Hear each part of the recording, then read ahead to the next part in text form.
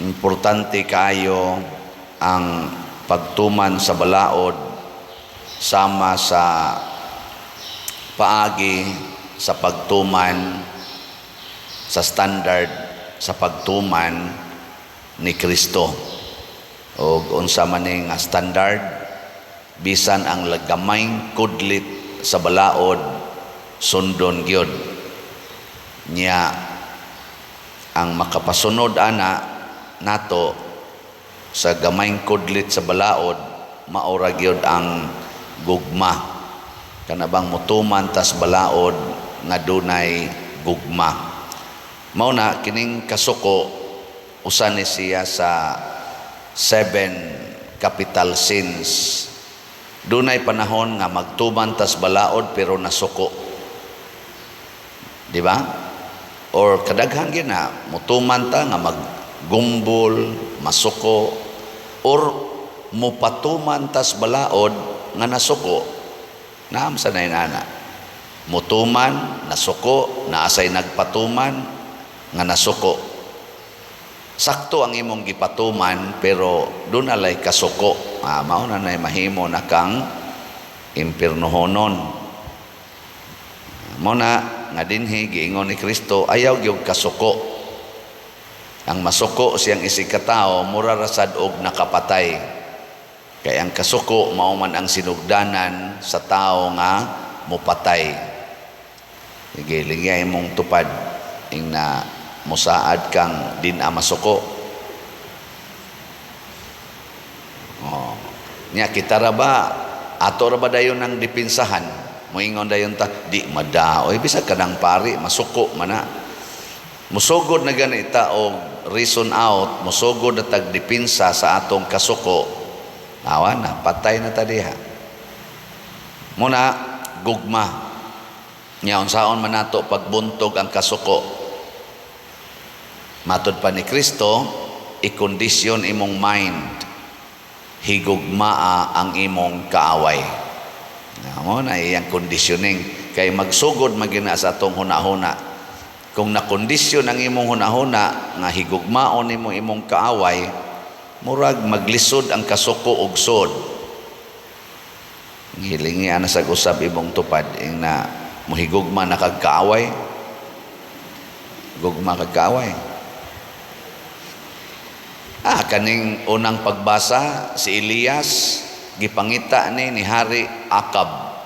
Gilutos ni siya. Buot siyang patyon. Pero sa dihang gigutom na si Hari Akab, nya layo siya siyang gingharian, giingnang Elias lakaw ngadto kaon. Gipakaon ni Elias Nya wa naman problema naman kay sa Akab sa iyang gingharian kay wa nay tubig. Kay tulo naguto ka tuig og tunga nga wa nagiuwan. Nagampo si Elias nga muuwan para sa iyang kaaway. Wa may problema niya kay na may tubig iyang mainom kadtong iyang kaaway nga hari. Nga iya pa jung giingnan pagdag-ong na kay gihatag na sa Ginoo ang uwan dali og uli giingnan pinagi siyang sulugoon ni Elias ingnatos Hari Akab nga padaliag uli kay base niya di na siya kalabang sa baha. Gitabangan yun, di ba? Nya ka mo mutabang mo sa inyong kaaway labi na nang gasigi og paningkamot nga patyon ka. Mutabang dili. Na hilom na. Ngano man kaya nga tong mind wa man makondisyon. Kini si Saint Anthony of Padua, San Antonio of Padua, bright kay ni siya. Bright kay ba? Intelligent. Gigamit niya ang iyang hunahuna, ang iyang intellectual capacity or genius aron tumanon ang mga sugo sa Ginoo ug isangyaw sa maayong pagkasangyaw ang sugo sa Ginoo. So iyang gipuy-an, nya iyang gisangyaw, ginamit ang iyang intellectual capacity. Munang may kaini siyang muwali, may sad kaini siyang mupuyo sa kinabuhi nga iyang giwa sa kinabuhi nga mao'y iyang giwali ang kinabuhi sa Ginoo sinunod ang panigingna ni San Francisco de Assisi. Nya mao na siya ang nakapahimong santo. Kanibang mag-uban na ning atong hunahuna, kasing-kasing, pulong ug buhat. Magkuyog na gani na sila nga pulos na gyud Dios nun, kana congratulations, padong gyud kas langit ana. Matod pas tubag nato sa Salmo, sa tuyatong tubag. Matarong ang pagdaig kanimo diha sa Sion o Dios. Kaning Sion mao ni siya ang Jerusalem. Ang Jerusalem mao ni ang sentro sa pagampo sa mga Hudiyo. Tuwa ditong ilang templo nga matag tuig adto gina sila kanang gitawag nila kasaulugan sa pagsaylo katong pagluwas nila gikas Ehipto. Ila nang subli-sublion pag celebrate mao bitaw to si Jesus gilansang sa cross panahon sa pagpista nila ani. Yan kinadaghan ng tao dito siya gilansang sa cross. Mo na ang pagdaig sa Ginoo diha sa iyang katilingban. Matarong og kanus aman ta makadaig sa Ginoo diha sa katilingban kung maghigugmaay ta. Unsaon nato pagpurmag katilingban kung wa ta maghigugmaay? Nya unsaon man sad nga maghigugmaay ta? Muilagid ta nga ang Ginoo maoy naghatag sa tanan. Ang iyang katarong, ang iyang gugma maoy iyang gihatag nato, ang iyang kaluoy. Nya kay naa naman ni nato atong ipaambit sa uban. Muna nga kanibitang pagpanghukom sa atong isig katao, ngilad gid na siya. Bisag maghingalan pa kag buang, kuanggol, tonto, way kapuslanan. Kaya nga naman, out of anger man gid na usually. Pero doon ay panahon nga musulti kag buang, tonto, kuanggol, way kapuslanan nga out of love, dili na siya sayop. Si Kristo kausa or pipila kay gayon, niingon siya siyang mga apostoles o ngadto sa mga katawhan, pagkabuang gyud ninyo. Nakasa na dito si Jesus ato? Wala. Kaya ang iyang pagsulti ato out of love, description sa kamatuoran aron mahigmata ang iyang gihigugma. Dili to out of anger. Pero moingon ka ikang buanga ka, buang man di ay ka, kana murag out of anger na dako ginang kasuko. Gikuno kamo mga asawa, unsaon niyo pagsulti sa inyong bana nga out of love o niya ingno nimo siyang buang ka. Unsaon pagsulti ninyo? Manalitan, nanguyab o silingan. Unsa may imong isulti? Moingon jud ka buang na ka. Nya unsaon pagsulti nimo ana nga out of love? Ha? Ang imong i-describe ang iyang aksyon mo na gitawag og love the person, hate the action. Ang imong hukman ang aksyon, dili ang person. Ingno nimo siya dong kana bayang pagpanguyab niya minyo ka, murabi ka nagbuang or mabuang ka. Ana. Nya kining imo karong pagpanguyab sa atong silingan nga batan-on, mura jud ka nigbuang kay anhi ka mouli nako isip asawa nya adto ka banguyab sa silingan. Mura sa buang nga dili magtukma ang iyang buhat ug ang iyang buhat ba dili mo tukma, maghubo kung sulubag sinina nga ilisan anang hugaw kaayo. Ana buang yun, muinom dili ngadtos gripo arigis kanal, di buang yun, di ba? Nya muingon dayon kaniya, ako ning gisulti nimo because I love you.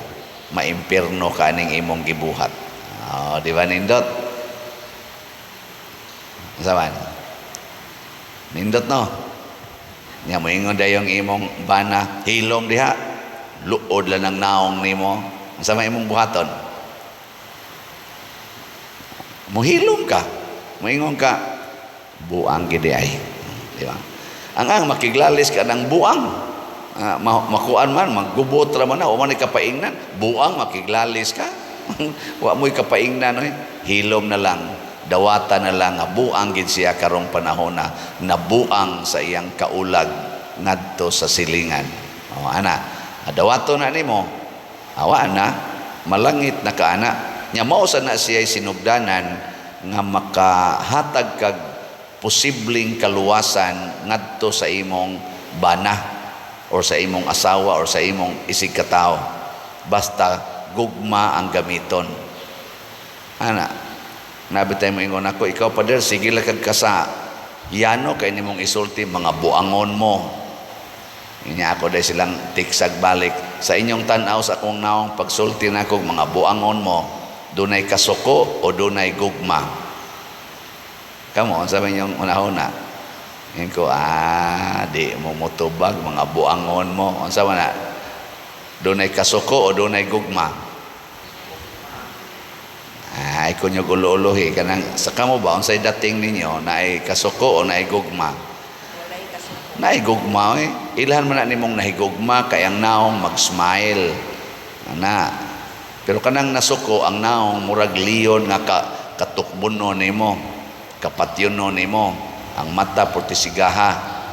Mao na out of love. So pwede sa kag mag-smile sa imong banay, lamian imong patyon buanga ka smile ka, o di na siya sala. Ingon imong bana, patya. Ana. Sige, patyon tikas akong pagmahal. Sana all. Di ba? Mao na siya ang gustos Ginoo, gugma gyud. Si San Agustin man ting ito'y gasulti, love and do everything you want. Di ka kasa. Unaha gyud, love nya do everything you want. Pero wa gani kay gugma nya mobuhat kag mga butang bisag maayo pa usahay makapaimpierno. Pero nang wa kay gugma nya nang laba ka, unsa may imong pagbati samtang nang laba ka, labi na iniglaban nimo sa mga bulingon ato mga tapulan kaayo, katong sugoon nimo di gyud motuman nya nasuko ka, unsa may imong disposisyon sa pagpanglaba, sige giyaw-yaw. Magsikag kuso-kuso, animal, kita'y mag-anto sa ani mga tapulan, sige taglaba ni mga bulingon, sige lagligid-ligid ang mga panuway dagko. Pero ikaw out of love, dang laba ka, may ngudyo ka, magkatakanta ka o kuhan. How lovely is your dwelling place, O Lord, mighty God. Kani makapalangit kini nako, kay para nis mga tapulan akong pinangga. Nindot kayo. Labhan imong bulingon sa imong bana nga ang mga lipstick sa iyang uyab namilit sa kwilyo, namilit nga rin imong labhan ka. So sagid ka papas aning ko ana ato lang ning papason kay para masulob na sa nisunod ang ana. Di ba? Kitaan pa nimong mga sa mga ticket dito sa hotel nga ilang gisudlan, makitaan pa nimo dito sa bulsa sa iyang sunis. Ana, ay dito de sila ni check-in, mahal man din yung rate aning hotela. Ana, sakitan ka dili.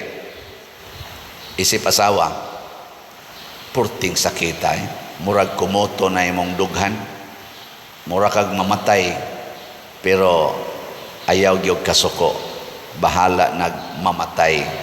Og mauna na siya ang gugma nga makapalangit nga gigamit ni propeta Elias ngadto sa hari nga iyang kaaway, naningkamot lang gyapon siya paghatag og kaluwasan. Mao sa na ang gugma ni Kristo para nato, gugmas mga santos para sa kalibutan, naningkamot pagluwas sa ilang kaaway. Kita sa dinhi na may uban nato mga palaaway, pero sige lang tagpaningkamot aron mahatagan og maayong sitwasyon ang atong mga kaaway. No, di na kay na sila daghan. Parehaning ato mga slat-slat para ni sa ato mga improvements dinhi ang makabenepisyo ani ang tanan man gyud. tanan. Daghan kay magyaw-yaw nato sa una, ambot na pa bay magyaw-yaw karon, kanang giusab nato ang agianan ngadto nya ato ni dinhing gibutang gate ang ato dinhing agianan. Daghan kay nagyaw-yaw ana, pero kay out of love man ato nang gipadayon, gani dako kay taggasto ana gikan sa ato mga slat-slat. Unsa may tumong aron maayo atong pagmisa, way magsigagi-agi nya naay gate, tao ray makaagi. Adi pag yun madisgrasya ang mga bata sa siging badhas-badhas sa mga habal-habal nga pataka lagpadagan. At least gikan dito padong diri skilid, safety ang mga bata nga gikas elementary school igso diha magduwa-duwa sila ana dagan-dagan, safety kay to may agianan na para gid sa sakyanan layo sa atong gimisahan. Out of love karon tingali nakakita na sa nang ubay-ubay nga wa man day na si Rade, agianan man day gyapon, safety pa. Di ba? Kay kaning out of love ibutang man gid na sa maayong sitwasyon ang imong gihigugma. Sa una diha ato agianan, atubangan ignaog nimo sagdanan sa atong simbahan. Naada yung sakyanan siging agi. Ato yung gigasto ag kwarta, na palit atong yuta diha, ato na agi ngadto. Maayo na dili. Kana out of love, gasto tag maayo, pero naa diha mo agi ang ubang mga yaw-yawan, ni agi diha ang ubang mga bugal-bugalon. Siging saway nato, pero sige silang agi diha. Sagdi lang, okay ra gyud kay nastadan. Ana no? Kay nahigugma man ta nila. Mao na siya makapalangit. Sige lang yapon magpalit og slat. Kay para na sa makapalangit. Naman siya magsigig saway ani atong slat-slat. Sige lang. Higugma lang yun. Una nga ang gugma nga gihatag ni Kristo nato gikan gyud kasing-kasing dili lang sa pulong. Muna gusto sad siya nga kita mobuhat sa mga butang dili parehas mga Pariseo nga naaras bakba ang ilang maayo ug sa ilang panggawas, pero sa sulod naa ang mga yawanon nga huna-huna og pagbati. Si San Antonio de Padua, dali kay ni siyang naordina na canonize. Namatay ni siya 1235 at 1231 na canonize po ni siya og 1232. Wa gani kaabot kayo. Namatay siya og sa tong pitsaha, sa maning pitsaha siya namatay 1231 karon June 13 niya na-canonize ni siya May 1232. So 11 months lang nga naman. Kaya ang iyang kasing-kasing grabe ang paghigugma para sa Dios o para sa isig katao. Hinaut unta maliwatan ni San Antonio de Padua.